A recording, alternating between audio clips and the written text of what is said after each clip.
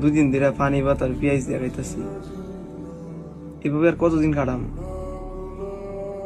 হেরা তরকারি রাঁধছে এক রুমে, তাই একদিন আর কইলো না যে তুমি যেগুলা খাইতেছো আই একদিন খাও আমরা সাথে।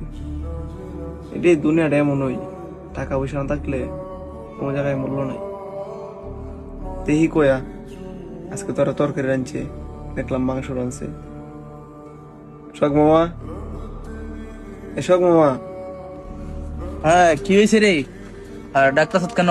কি হয়েছে? মামা আপনারা তো আজকে দেখছি মাংসর তরকারি রাঁধছেন, একটু তরকারি খায়া লাই। মাংসর তরকারি কি তোর লাগি লানছে? তুই খাইলতে 2 দিন পরে পরে একটা বেজাল করস বেড়া।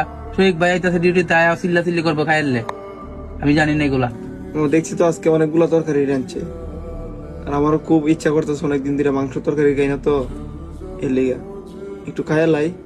এ বেটা তো কত কষ্ট করে তোর না করছি না, ধরতে ধরিস না বাস। আমি এখন ঘুমামু, সকালে ডিউটি আছে আমার, কানের দ্বারা চিল্লা চিল্লি করিস না। আচ্ছা ঠিক আছে মামা।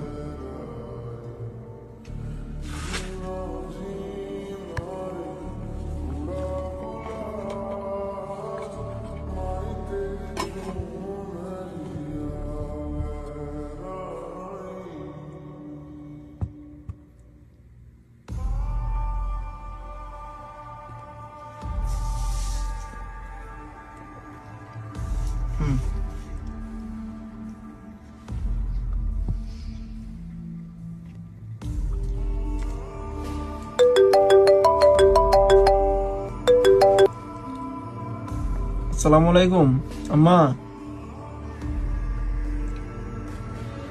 না এই তো রুমে আইছি, ডিউটি করে রুমে খাওয়া দাওয়া করতেছি।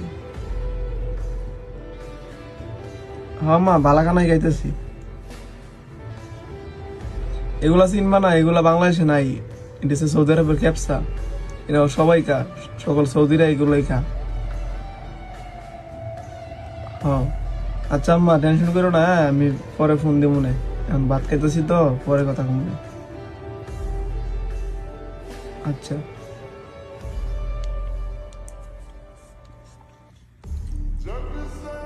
কেউ ভাই খাইতাছ কাঁচামরিচ আর পেঁয়াজ দিয়া ফানি ভাত, আর বাড়িতে মারে কইলা খেপসা দিয়া খাইতাছ।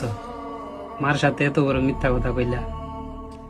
ভাই মিথ্যা কথা তো বলতেই হইব, যদি বলি যে পেঁয়াজ দিয়ে পান্তা ভাত খাইতেছি তাহলে আমার মা অনেক টেনশন করতো না, তার জন্য কইছে আর কি।